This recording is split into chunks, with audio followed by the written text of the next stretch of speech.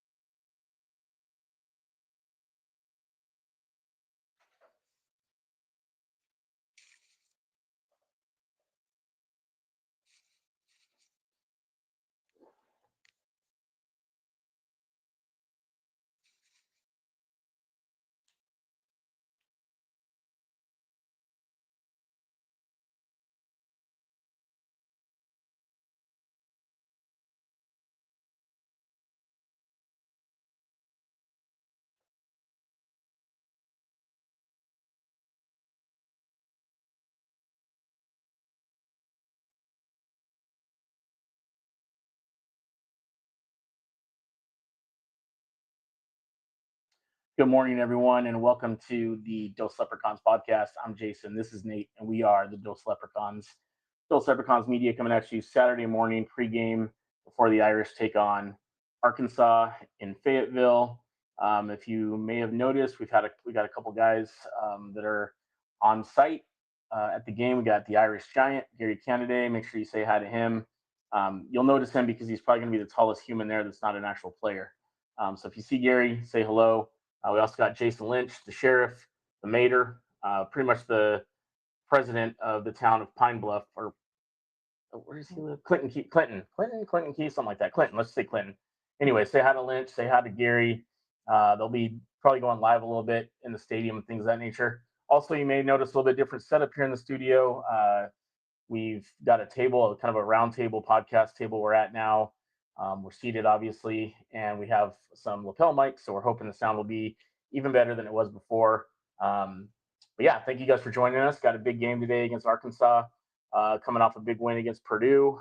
Arkansas came off a heartbreaking loss to Memphis. Make sure you guys check out Nate's piece each week called Future Foe Watch, FFW. We'll post it usually Friday night, Saturday early morning, depending on when the Irish play. And it'll be just a quick look at the teams the Irish still have coming up on the schedule, how they did, and when we play them. Nate does a good job getting into some of those stats. Nate, you want to talk a little bit about your FFW segment? Yeah, I'm having a lot of fun with it. It's honestly a lot of fun to kind of see that, like, these foes that I'm writing about, and then, it's time to play Arkansas, and it's time to play USC, it's time to play Stanford, all these teams. So it's just fun to kind of get a little preview, a little taste, a little appetizer for these matchups that we're going to have. I don't want to get too much into Arkansas yet, but in the few games that I have done the full watch for Notre Dame, Taylen Green's a really good athlete. He honestly reminds me a lot of Marcel Reed from A&M.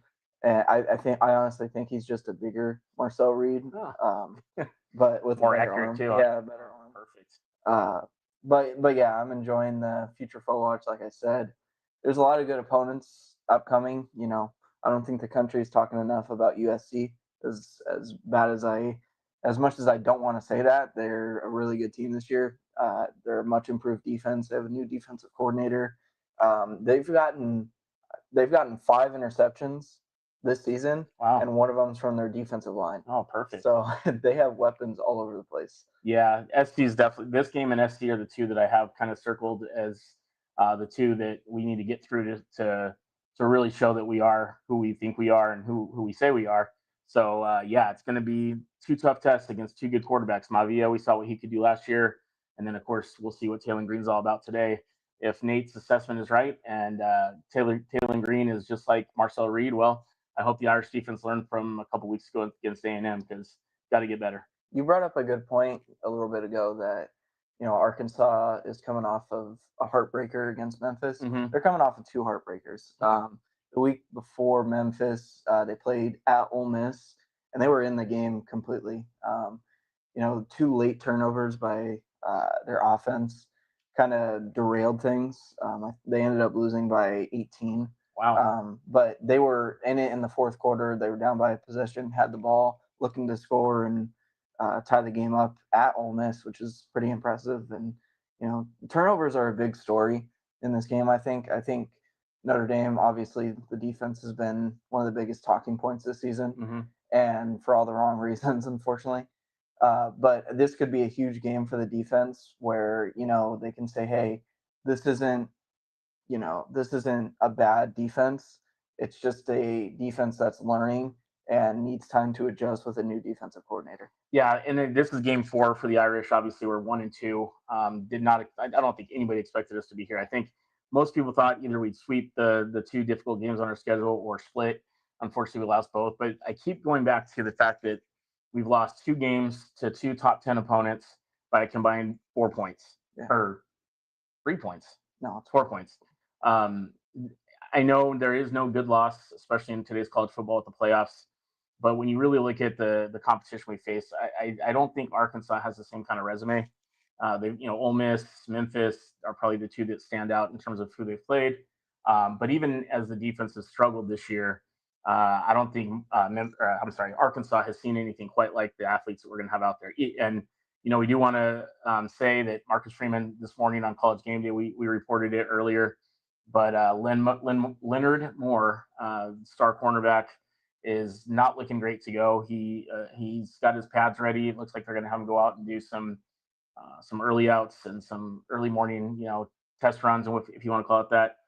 But Freeman himself said he's not overly optimistic that he'll be a go.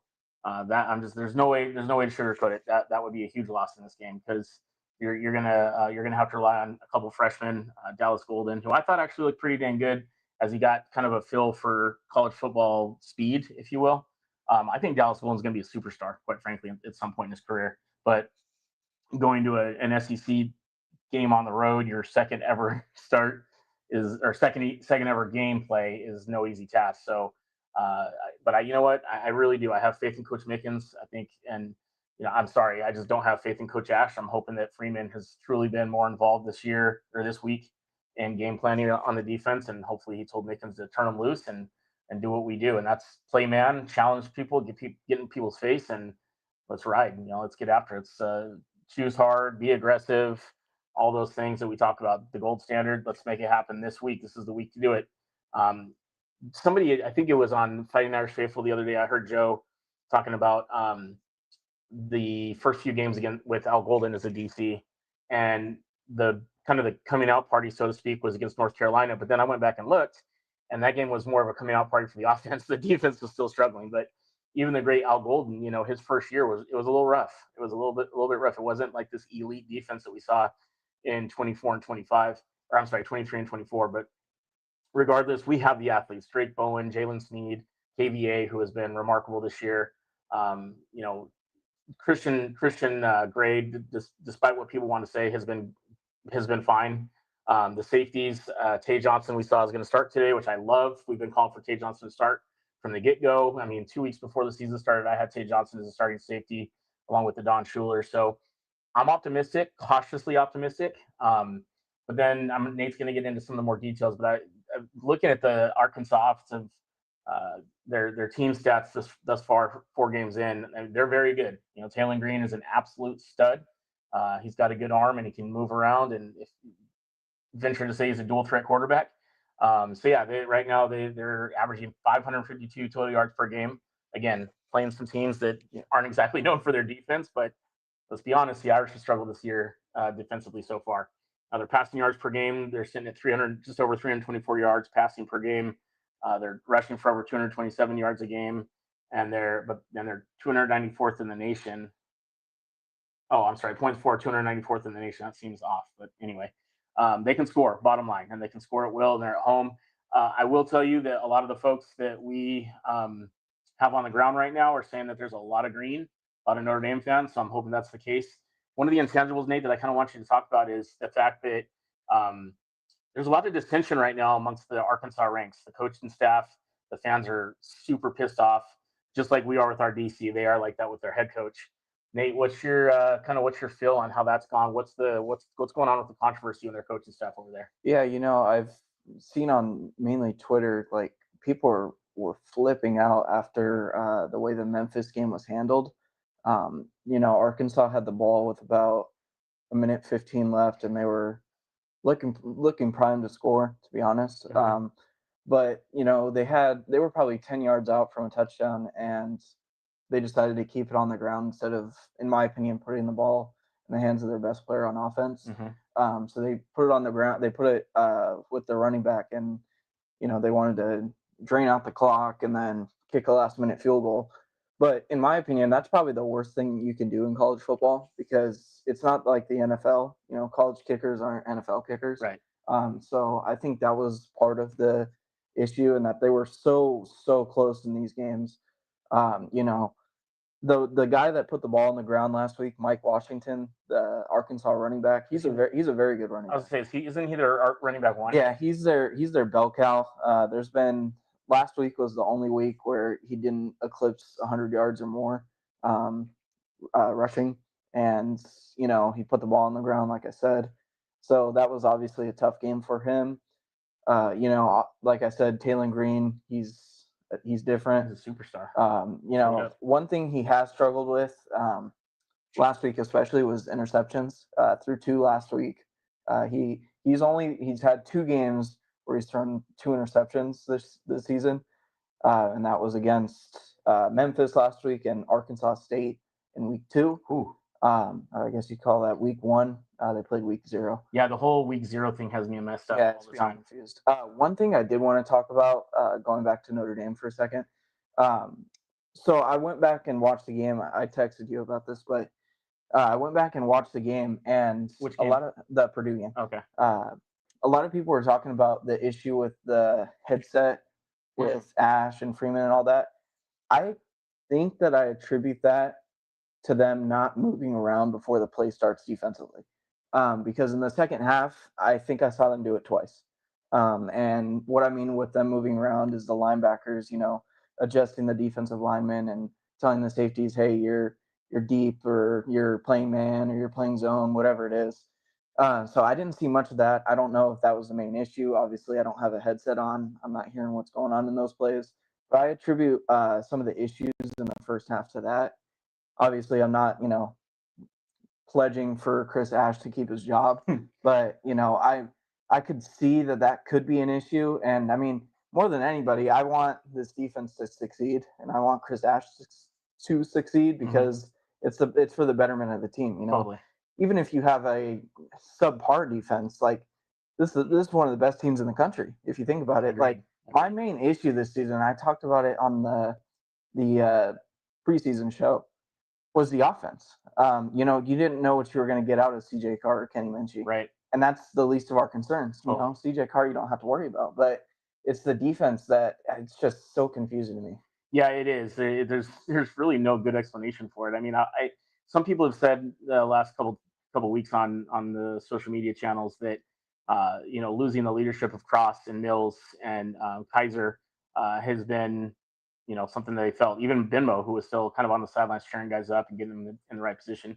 I think that's definitely a part of it. There's no doubt you lose leadership, things are going to happen. But then you still got guys like Drake Bowen, Gabe Rubio, some guys that have been around for a while now, Josh Burnham, Adon Schuler, just natural born leaders, and just for whatever reason, it hasn't come together yet. And again, it is a brand new scheme. They went from a very, very aggressive style of defense to a little bit more of a zone, soft coverage, but that obviously hasn't been working. So, and the definition of insanity is doing the same thing over and over again and expecting a different result. And I know that Freeman is not insane, right? And I think he is somebody that takes a lot of pride in his job and his reputation and the reputation and pride of his team. And which is why I can't have it in my head to think that Marcus Freeman isn't going to have this team ready to roll. And we see a completely different attitude coming out on defense. And that's what I want to see right off the bat, man. I want to see that the other one thing that people aren't talking enough about, in my opinion, last week against Purdue, is that Jared Dawson didn't play. He was healthy, but he had something going on. I mean, he could have played. I think they wanted to. I think realistically they knew it's Purdue and they probably could go without him. But Jared Dawson has been, in my opinion, one of our better defensive linemen, our interior defensive linemen this year. I feel like when him and Gabe Ruby are on the field together, that's when you start to see guys getting on skates a little bit. And I want to see those two. I mean, I know that they're big dudes, so you're gonna have to rotate them in and out. Heinisch is starting to come alive a little bit. He's been able to use his athleticism and getting in the backfield. Obviously we all know what happened against A&M. He was 100% held, and all the commentators have talked about it. It is what it is, but we're starting to see some guys getting in the backfield a little bit more. Bubakar's coming alive. Saw Josh Burnham in the backfield quite a bit. Bryce Young is starting to really kind of figure it out. Things are happening. Things are starting to turn a little bit. I think, especially in the second half, we only give up one touchdown last week, and the other two touchdowns were a little bit of trickeration type stuff, or just a kind of a straight up blown coverage. So I feel like there are some positives. We were pretty down last week with Coach Ash and just kind of the whole scheme, but I think that we got to let's see what happens this week. Arkansas is going to be they're going to challenge the team, no doubt about it. Even if we were back to our elite status, I think this would still be a game where you're like, man, they've got some weapons. They've got some guys that can really test these guys. And more so now with some guys in new positions. First-time starter in Bronte Johnson, Tate, first-time starter likely in Golden or Mark Zachary. So, yeah, you're going to have some young guys out there. But somebody mentioned earlier they're going to have somebody spy Taylen Green today. I think there's no doubt about you'll have a spy on Taylen Green. I think it should be KVA, because if KVA is not firing off trying to get a sack, then he's athletic enough to spy the quarterback and then go and get that guy. So KVA, you guys, he's got the potential to be Manti Te'o, Jalen Smith good. He's that good. I mean, I really cannot be much higher on a player. I've just been so impressed in the first 2 years, especially this year. So I have some optimism going into this game. My final score I listed it, I think I said 34-27 is what I finally went with. Or I'm sorry, 31-27, Irish winning. I could see us holding them to less than 27. I really could. We'll see. But we're going to need some significant improvement from our secondary, and we're going to need to see our D-line continue to get after it. Because if you don't get pressure on the quarterback, especially a guy like this, if he has time to throw in the pocket, he's going to pick us apart. And that you'll see that early on if that's what happens, and then they're going to have to adjust very quickly. I think that's the one thing I'm really concerned about in this game. I think our edge rushers aren't doing enough, and I'm just being 100% honest. I'm not getting paid to do this. I'm not critiquing or anything, but you go back and watch any game film, and a lot of the guys on the edge aren't using any pass rush moves. They bull rush, and then they don't use anything. Well, they don't. Not only that, when they are, no, I'm sorry, I didn't mean to cut you off, but that's a great point. We both play D-line, and if you're going against guys bigger than you, then you better have some good technique. You better use your hands. You better use your feet. Quick movements. Get underneath, big lower pad level. And all I'm seeing is these guys just going heads up trying to bull rush, like Nate said. And that when you get guys that some really crafty offensive linemen, which by the way, I'm not super high on Arkansas's O-line. They're big, but I don't see a whole lot of athleticism. If we can out-athlete these guys today, then I think we're going to have a pretty good day on the defensive line. I think you also need to have good outside contain, because I swear in the A&M game, there were multiple times where Botello or Bubakar or not KVA 100% of the time, but a majority of the time, they'd all go inside. Right. And I don't know if that's bad coaching, they're too aggressive, or what it is, but you got to get outside. I'm gonna just say my score prediction. I still think we win. I think it's going to be a really close game. Yeah. It will never not be close, in my opinion. It's going to be. I think a defensive stand is what's going to win us this game, and I think what's also going to win either Notre Dame or Arkansas the game is who has the ball last. 100%. So I'm going Notre Dame 41, Arkansas 35. Holy moly! Yeah, I know. I think everybody. It's going to be a close game. The line I think went down to as low as 3.5 in favor of the Irish. So the line's sitting at 3.5 for the Irish favorite. The over-unders, they get like 61 now or something like that. So I'll be honest, smash the over. I think that's a pretty healthy bet for you. But I would also take the Irish to cover, because I think that we will.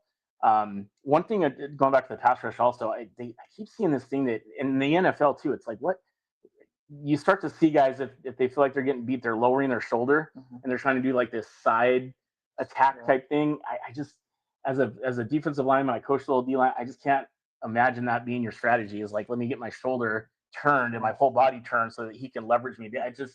I don't understand that coaching style. Maybe it's just like a natural instinct that some guys are grabbing, but I hope that Coach Washington and Coach Ash are seeing that and coaching them out of it, because we have the strength. These guys, Gabe Rubio, Jared Dawson, Kurt Heinisch, I can't even remember the dang kids from SC. Donovan Heinisch, the guy that transferred from SC. I can't remember his name.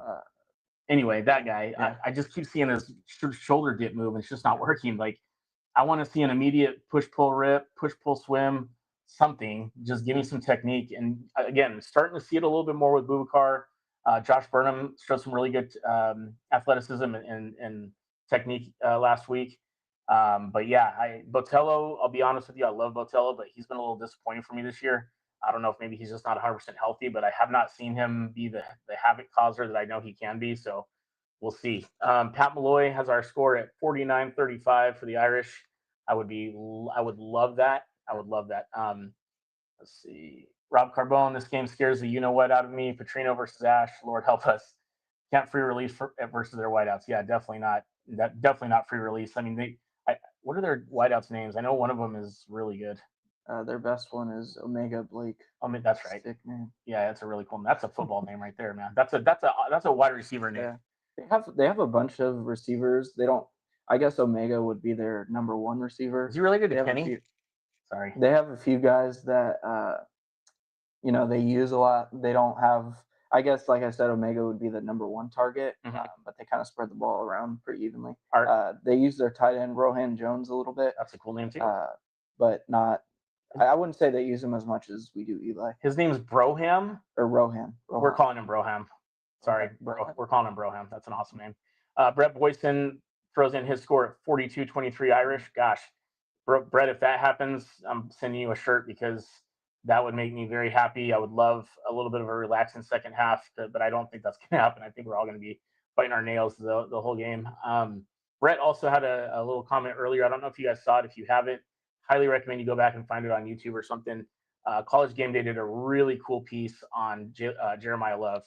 And man, if you had any doubt with the kind of person that J Love is, just watch that video. He's exactly what you'd think he'd be. Just a very down-to-earth, humble kid who is in a very blessed situation, was blessed with some real talent and abilities, and I think he's using that to the best way he can. His parents are great, and he talks about that they thought when he was younger he might be on the spectrum, the autism spectrum, and the doctor said something I thought was super cool, is just let him be himself. And obviously that's worked, because he's making a ton of money on the NIL. He's getting a great education at Notre Dame. He's going to graduate with a degree from Notre Dame, and he's going to go play in the NFL and probably have a very long and successful career. So check that out if you can. College Game Day piece on J Love was just absolutely phenomenal. Amber Sullivan brings in her score of 34-27 Irish. I'll take that too.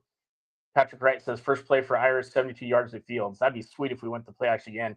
I'm sure Arkansas watched that first play. They're going to be looking for a little play action, go yard to your big stud receiver. I say just run the rock, man. The Arkansas's defense is not great. They give up 371 total yards per game. That's 83rd in college football.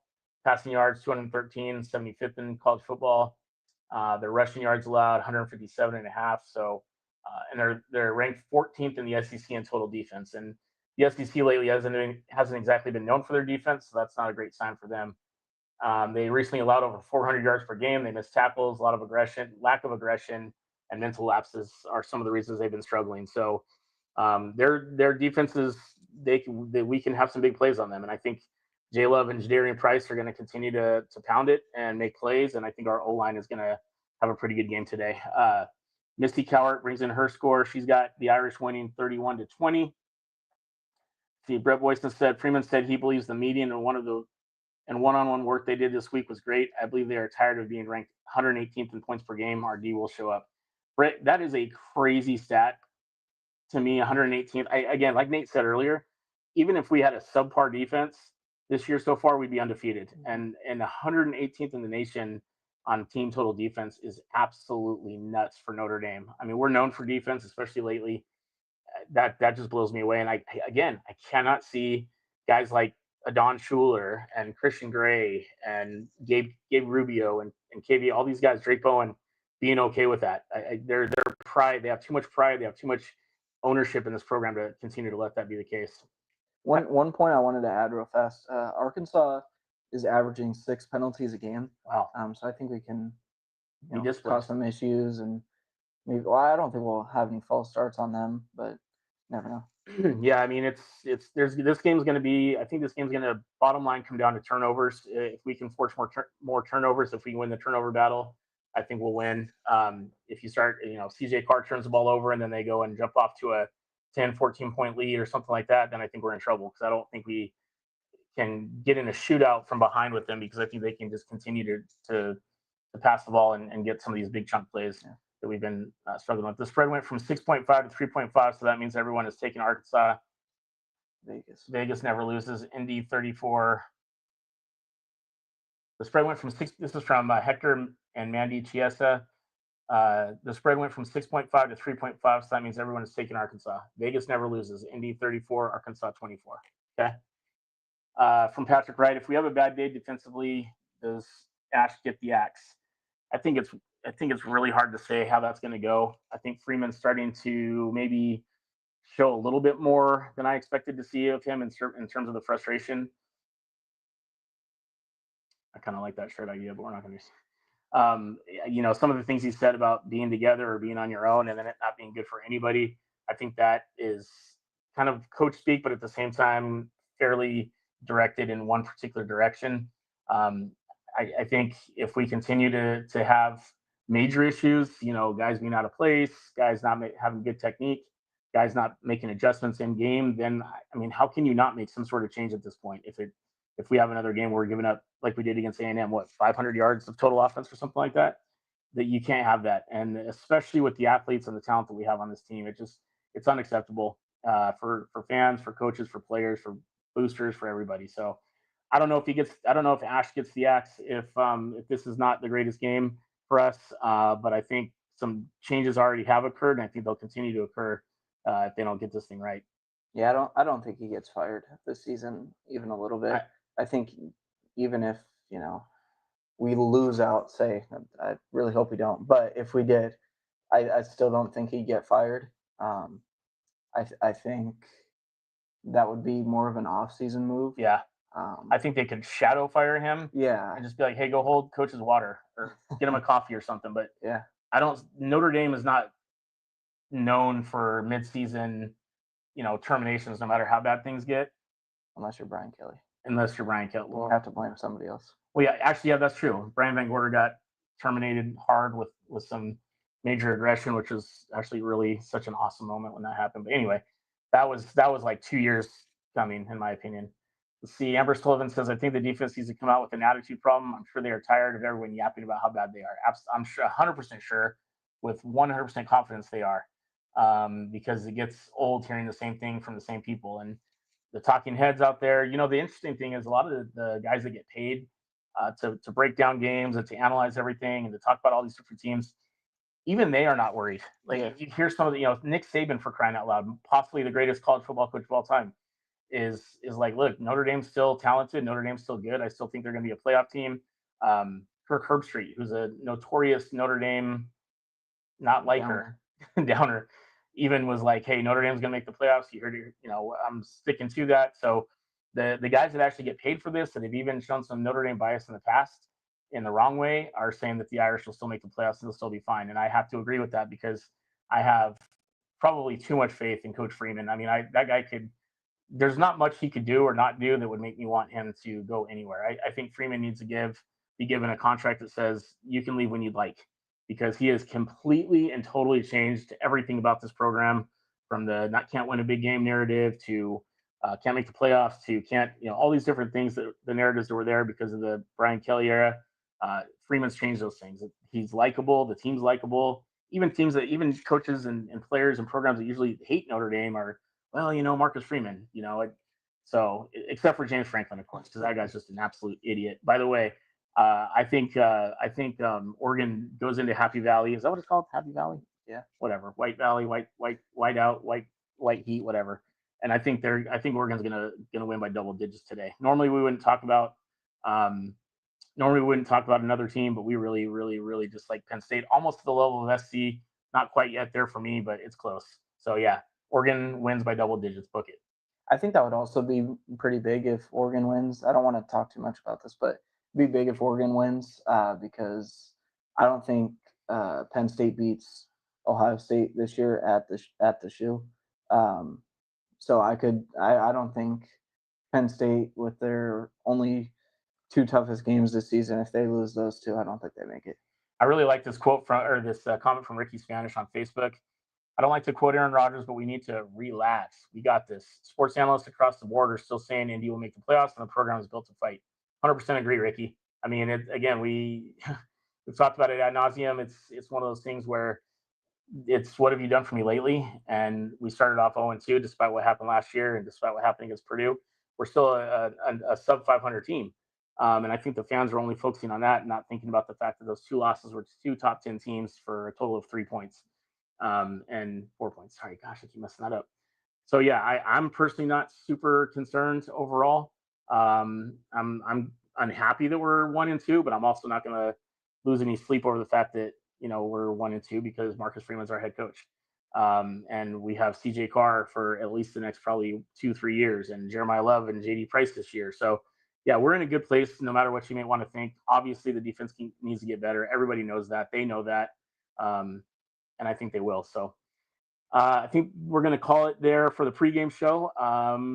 Early kick. So we're kicking off in 30 minutes against Arkansas in Fayetteville. Stay tuned to the channel today. We're going to hopefully have some live content from our guys on the scene. Again, Gary Canaday, he's going to be the tallest guy not playing on the field there with a kilt on. So say hi to Gary. And then Jason Lynch, the sheriff, we call him Lunch Truck, will be there as well. He's bald. And yeah, but we love him. So yeah, thank you guys for all the content you've been able to provide on site today. And we look forward to our hopeful post-game celebration after the game today. Thanks for tuning in, guys. Go Irish. Beat Arkansas. I'm jealous of you East Coasters.